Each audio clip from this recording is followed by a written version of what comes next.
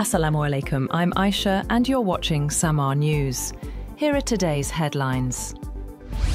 As 2025 drew to a close, people across the world welcomed the new year with celebrations stretching from the Pacific to the Americas. From bell-ringing ceremonies in Seoul to festivities at the Great Wall of China and early countdowns in Europe, crowds marked the arrival of 2026 with traditions, fireworks, and hopes for peace. Meanwhile, both Ukrainians and Russians welcomed the new year with hopes for peace. After nearly 4 years of conflict, citizens on both sides are looking ahead with a shared desire for calm, stability, and an end to hostilities.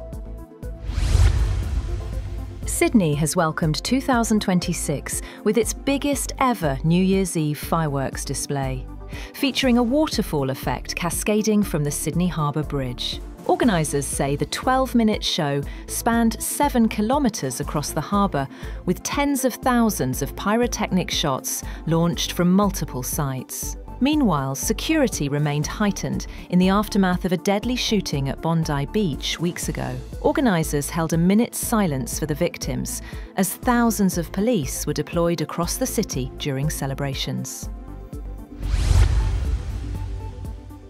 President Xi Jinping has said that China is on track to meet its growth target of around 5% this year and will roll out more proactive policies in 2026.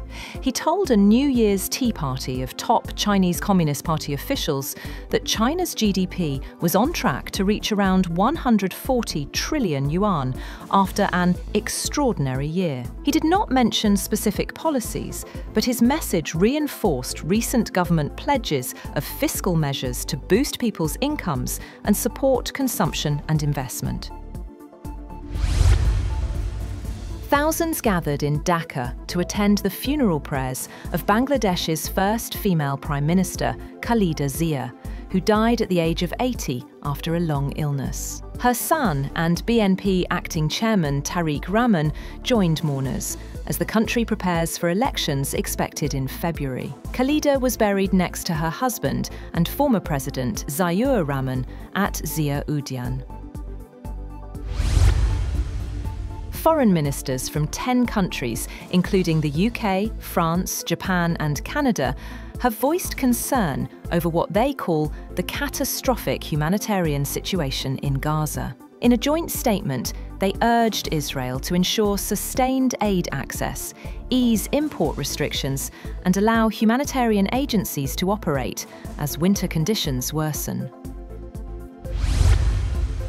Russian President Vladimir Putin has used his New Year address to voice confidence in victory in Ukraine, praising Russian troops as heroes and urging unity at home. His remarks come as US President Donald Trump seeks to broker an end to the nearly 4-year-old war, with negotiations still far apart. Russia has launched an overnight drone attack on Ukraine's Odessa region, damaging residential buildings and infrastructure and injuring 4 people, including 3 children. The governor of the Odessa region said the drones attacked residential, logistics and energy infrastructure in our region. In Odessa city, 4 people were injured, including a 7-month-old infant, 2 other children and a 42-year-old man.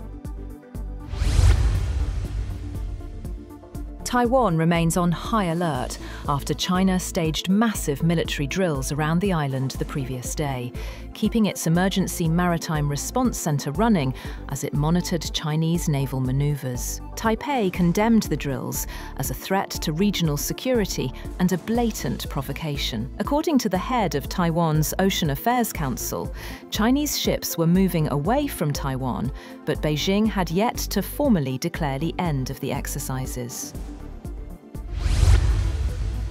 Thailand has released 18 Cambodian soldiers under a renewed ceasefire agreed by the 2 countries at the weekend, easing tensions after weeks of deadly border clashes.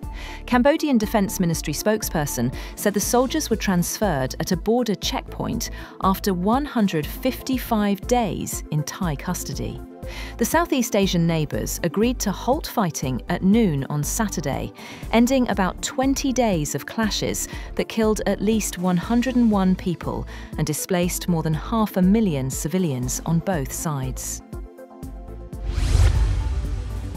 Thieves used the quiet Christmas period to drill their way into the vault of a German retail bank and make off with at least 10 million euros worth of money and valuables from customers' deposit boxes. The police said the perpetrators drilled through a thick concrete wall at a branch of Sparkasse Bank in the western city of Gelsenkirchen, and then broke into several thousand safe deposit boxes and stole a sum estimated in the double-digit millions of euros.